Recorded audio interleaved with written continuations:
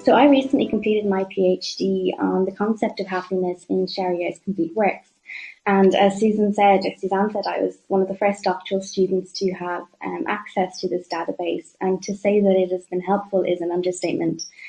The database not only allowed me quick and easy access to the correspondence, but it also helped me to elucidate elements of Charrière's vision of happiness that would have been much more difficult to find if I had not had access to the online correspondence. And I'll elaborate on some of these examples later in this paper. So scholars have frequently underlined the Enlightenment influence on Charrière's work. For instance, Valérie Cossy points out that les mots de lumière, bonheur, éducation, égalité, droit, devoir, liberté structurent sa pensée et scandent ses discours en l'ancrant dans son époque. In my research, I noticed that the idea of happiness in particular is significant for Charrière, just as it was for other key 18th century authors such as Rousseau or Graffigny. Some scholars such as Roland Mortier and Isabelle Tremblay have examined happiness in Charrière's writings, but I found that there was still a gap for intervention in Charrière studies for a detailed investigation into happiness in her complete works. My research to date has thus focused on the concept of happiness in Charrière's complete works, where I examined obstacles to and opportunities for happiness in her letters, in her libretti, in her novels, in her poetry, and in her theatrical works. My research has revealed to what extent happiness was central to Charrière's thought, and that her vision of contentment is underpinned by many different elements. So for today's talk, go to the next one.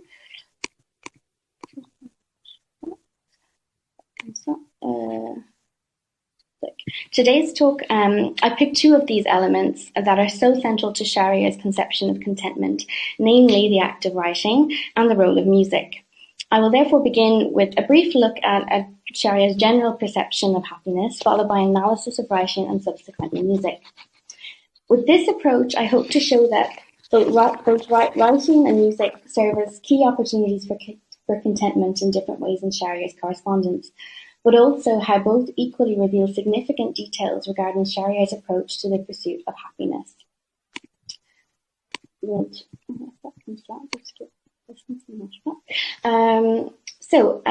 I don't have the time, obviously, to do a full overview of the 18th century preoccupation with happiness, it's important to point out that Charrière reflected on happiness in her writings and really considered what it meant to her. Her letters, for instance, reveal to what extent she saw the value in happiness and how it might improve one's life, as she asserts that le bonheur n'est pas seulement bon pour le moment présent, il met du baume dans le sang, il adoucit l'humeur, il dilate l'âme. A study of Charrière's letters evokes many different elements that underpin her vision of happiness, but she also offers her own definition of happiness that certainly encompasses her general view, as elucidated throughout her correspondence. In this letter, for instance, to Benjamin Constant, she writes, l'idée du bonheur est une idée abstraite et cependant elle se compose des idées de plaisir passé, présent et futur. Nous nous contenterons, comme vous l'avez dit, de quelques plaisirs et de beaucoup d'amitié. So a quick search in the database, I found this very useful, reveals to what extent the word plaisir, pleasure, was part and parcel to Charrière's life and writings. And as you can see here, there's almost 600 mentions or occurrences of the word plaisir. So this paper contends that pleasure is central to Charrière's pursuit of happiness, and it identifies and examines two pleasures that are particularly striking within her works, namely writing and music. So, turning to writing, given her extensive body of letters and the many novels, plays, and libretti that she wrote, it goes without saying that writing was an extremely important element in Charrière's life. Heidi Bostic points out that Charrière did not write to earn her living, but solely to satisfy other needs, self-expression, communication with others, and participation in the world of ideas. While Charrière did not depend on her fictional writing for everyday survival, her dedication to writing and the time and energy that she invested in it indicate a certain proclivity for it, and perhaps most importantly, reveal how it was an everyday pleasure for her. Other scholars have recognized this too. Signe Meunier, for instance, points out that écrire est un de ses plus grands plaisirs. And so it is both In and through her letters, that Charrière chronicles the pleasure and enjoyment that she finds in writing, and there are many examples of this found in her correspondence. So one such instance, for instance, in a lettre concernant d'Armanche, je viens de trouver dans ma caisse beaucoup d'écritures que je vous destinais cet hiver, quoique sans un destin bien déterminé. Je viens voir enfin, cela m'a amusé à écrire, peut-être cela vous amusera. Charrière takes pleasure in the process of writing, but also in sharing this enjoyment with others. And for her, writing allows her to express her ideas and to reflect on them, and she finds a lot of pleasure therein. This is even evident in a letter to her brother. Plût à Dieu que vous essayez de l'habitude de lire de bons et de jolis livres, d'écrire de jolies lettres pour le plaisir d'exercer un peu votre joli esprit et d'entendre un peu ses idées. While writing provides pleasure for Charrière, it also provides her with the opportunity to engage in exchange with others, and this, I think, is a really important source of pleasure for her. She even explains this in a letter to Dudley Ryder in 1789. Vous trouverez, je pense, que cette unexpected and unprovoked lettre est déjà bien longue, mais je n'ai pas fini. Je m'amuse, moi, à vous entretenir. So, again, sticking with writing, Roland Mortier, for instance, points out that for Charrière, aucun bonheur n'est possible sans la liberté. And this is evident in her fiction and her correspondence. One means of finding such freedom, however, is through writing. Writing letters is a liberation act for Charrière, as the letter form provides a free and safe space where she can speak without constraint. She appreciates this freedom of expression and the freedom of thought and the space that writing offers her, and she finds pleasure therein, and I think this is very well elucidated in her letter to Constant d'Armanche in 1764, where she writes, Il n'y a pas d'homme ni de femme à qui j'écrive comme à vous, avec qui mes lettres suivent si naturellement mon humeur. Je sais que vous m'entendez toujours, et vous m'aimez trop pour me mépriser jamais quoi que je puisse dire. Outre le plaisir d'abandonner sans réserve les pensées de mon esprit, les mouvements de mon cœur à vos regards, j'y trouve de la probité. So I think it's really important to keep in mind just how essential freedom is for Charrière. But equally, with the writing, there's also this link to self-reflection. Her letters are deeply personal, tracing various moments of her life, including moments of social discomfort, but also moments of great joy. She uses the letter form to evaluate society, to develop opinions and ideas, and even to consider how happiness might be found or how misery could be avoided. So, for instance, in this letter in 1791 to Benjamin Constant, she tells him, En vérité, il faut sortir un peu de soi pour n'être pas trop malheureux, comme il faut sortir de chez soi quand les maîtres s'y boudent, quand les domestiques s'y querellent, que les cheminées, etc. So for Charrière, writing letters specifically allows her to correspond with others, but it also seems to allow her to sortir un peu d'elle-même. What is interesting, though, is precisely this, from the database, it's the actual process of writing for Charrière that is also depicted as one of enjoyment and appreciation. And Bernard Bray analyzes Charrière's handwriting, for instance, and he reflects how her vivacious nature comes through in her handwriting. He notes that les mots y sont espacés, les caractères bien formés, mais ratures et additions relativement nombreuses témoignent de la vivacité et de la spontanéité du geste d'écriture. So in the œuvre complète, there are also a dedicated note section at the end of each volume, and the majority of notes refer to words that are often cited as biffé, raturé, illisible. And this essentially accentuates Charrière's spontaneity in writing and her ever-evolving ideas as she writes to the moment. But the best way to really understand this is through her handwriting. I found that the online correspondence was particularly useful for analysing Charrière's handwriting, as it would have been much more difficult for me to acquire manuscripts or find other ways of finding elements of her writing. So I was able to select, this is just an example where we see raturé, biffé. I was able to select letters, and in the database it told me which manuscripts were associated with it. So this was invaluable for my research, and it was really very helpful just to visualize essentially how Charrière writes. Equally, in addition to analysing her handwriting, Charrière's curious interest in writing and inventing words implies that a sense of enjoyment is derived therein. And this is underlined by her admitted fascination with language as she creates her own words and alludes to sa passion pour la recherche des étymologies. Her attachment to her tools of writing further accentuates this general sense of pleasure found in the act of writing, as she notes, "Ne dites point mal de mon papier bleu, je l'aime." The writing process is an invested one in Charrière's letters.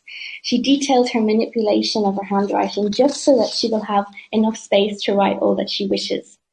For example, she notes, "Pour aujourd'hui, je vais écrire en 6 petits caractères que mes 3 pages et demie feront une longue lettre. Il me faut plus d'enveloppe." Her interest in writing and her desire to speak is evidently, I suppose, visual as well. If we look at her letters, for instance, this one, this again is from the database, and we can see that she has so much to say that she literally writes in the margins so that she can include everything that she wants to. So I think these kind of details are really, really fascinating, and the database has just helped to bring my project together and to really enrich it.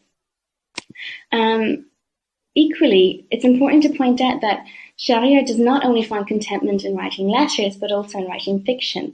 And there are many references to the different stages of writing fiction within her correspondence. One such evocation can be this letter in particular from 1976, where she refers to her collaborative writing project with Isabelle de Charrière. Her description of the process of writing establishes it as one of enjoyment and pleasure, and one that can chase away melancholia. So the sense of imagination and creativity here that writing fiction can spark really comes to the fore, as Charrière admits, "Pour mieux me sortir d'une atmosphère de tristesse qui enveloppe tout mon être, je m'amuse des fictions comme un enfant. Il s'y établit entre Mademoiselle Gélieu et moi une correspondance fictive en anglais, ce qui n'était qu'une leçon est devenu un roman assez intéressant et assez drôle. Elle m'écrit tous les jours et tous les jours je corrige, j'élague, j'éteins, puis je réponds." So this is not the only instance where Charrière reveals her investment in something she enjoys, however, as her letters also show to what extent she was heavily invested in musical endeavours. So moving to music, music occupied a central role in Charrière's life and letters. She was a keen musician, she studied music. From a young age, she played the piano, wrote sonatas and cantatas, and she even tried to carve a niche for herself in the operatic realm. In 1790, Charrière declared that music was her most fascinating pastime in one of her letters, as you can see here. "Pour moi, je l'aime comme la plus intéressante de mes occupations." However, many letters reveal that music was much more than a pastime for Charrière, but that it was actually a significant contributor to her own sense of contentment, in different ways and to different degrees, as she experiences music in different ways, and her correspondence shows us that she experiences music in these particular ways through oral appreciation, through performance, and through composition, and I'm going to look at those three. So for Charrière, pleasure is a key contributor to the state of happiness, and this is further underlined in her approach to music. Her oral appreciation for music is illuminated through her envy at Constant Dermanche's musical encounters, as we see here. "Vous êtes bien heureux d'entendre de l'excellente musique, c'est la chose du monde qui me délecte le plus, c'est de tous les plaisirs le seul que je vous envie." So listening to music seems to affect Charrière both physically and emotionally too, as she sketches this very visceral description of musical enjoyment following a performance in Switzerland. "J'ai entendu Madame de Madis. C'est la plus brillante et la plus expressive exécution que j'ai entendue. J'ai eu un double plaisir quand elle a chanté. Les larmes me sont venues aux yeux bien des fois. La musique me fait souvent frissonner et pleurer, sans que ce soit par attendrissement. C'est un effet physique." In addition to oral appreciation, musical performance also brings pleasure and joyous moments, while also offering escape from feelings of sadness and dissonance, as Charrière relates her experience in a letter from 1795. "Votre amie est folle ce matin, accablée des plus noires vapeurs, n'espérant rien, ne souhaitant rien, détestant toute chose, je cours chez mon maître. Du des clavecins, en trio fait pour le violoncelle, un mauvais violon m'accompagne. Je trouve quelques mesures dès ce trio, ou plutôt quelques notes qui me ravissent. Mes sons et mon cœur s'émeuvent des larmes plus douces. Humectent mes yeux. Je prends l'idée du plaisir et du bonheur. Her description of this performance and how it affected her accentuates Charrière's emotional sensibility and the happiness that most musical performance can bring. Charrière gets lost in music, and in this sense, performing music is very much an escapist act, and she describes it as such when she alludes to her experience of playing the piano. As she says, envoyez-moi des trios au conjut du clavecin, ne songe pas à autre chose. However, just to kind of come to the end of this, we look at the idea of composition, and this is a really significant part of Charrière's letters. Her letters contain many, many lengthy musical discussions regarding composition and its powerful effect on individual happiness. So for Charrière, for instance, composition is la plus intéressante de ses occupations. And this interest crescendos throughout her letters to the point where composition is described not as a pastime or as a simple form of diversion, but as an all-absorbing obsession. This is best exemplified in this letter in particular that she wrote to her brother from Paris in 1786, where she spent months composing music. And she notes, Vous demandez quelle est ma manière de vivre, la plus singulière du monde. J'ai des mots habituels avec lesquels je suis étonnée qu'on en vive. Ils m'affaiblissent peu et ne m'empêchent pas de passer tous les jours 6 ou 8 ou 10 heures à mon clavecin. Ce n'est pas un goût, c'est une fureur. Tous les jours, je ne fais un menu, un allegro, un andante. Je vous écris dans mon lit, dès que je serai levé, je jouerai et noterai un air que j'ai chanté 10 fois avant de me mettre à écrire. So music is an invested passion here, and composition allows for a heightened degree of self-expression and artistic expression, and all of this demands engagement, dedication, and a genuine compositional impulse. So Charrière's letters evidently delineate her creative compositional streak, her dedication to music, and the positive effects that music had on her. While she excelled in writing, music was arguably one of her most satisfying and passionate interests, as she notes that music was le plus doux assaisonnement de la vie que je connaisse. It can thus be said that Charrière pursued music not only for the enjoyment it could bring, but thus for the personal harmony that it could also create. So just to conclude, what can we essentially say about Charrière's vision of happiness just from this short analysis of writing and music? For one, it's very clear that personal pleasures are central to her idea of happiness and her pursuit of happiness. The fact that she seeks out contentment in simple pleasures, such as writing and listening to music, demonstrates her pragmatic and her practical approach to life and living. Essentially, for her, happiness can be pursued in everyday life in simple and meaningful ways. By examining the role of writing and music in Charrière's correspondence, it also becomes clear to what extent creativity is important to her conception of contentment. Writing fiction and composing music are both very creative and invested acts, and so this shows to what extent Charrière actively pursues her own sense of joy. It is perhaps for this reason that she always composed throughout her life, whether it be letters or fiction or whether it be music. So while this analysis of Charrière's letters reveals her views of happiness, I think it's also important to point out that the role of the online correspondence in helping this project and helping my research cannot be understated. As a resource, it has facilitated my research with quick searches throughout her vast correspondence, but it has also provided me, and I think many researchers, with a new and innovative way to fully explore Charrière's letters and to further discover the many riches that they hold within. Thank you.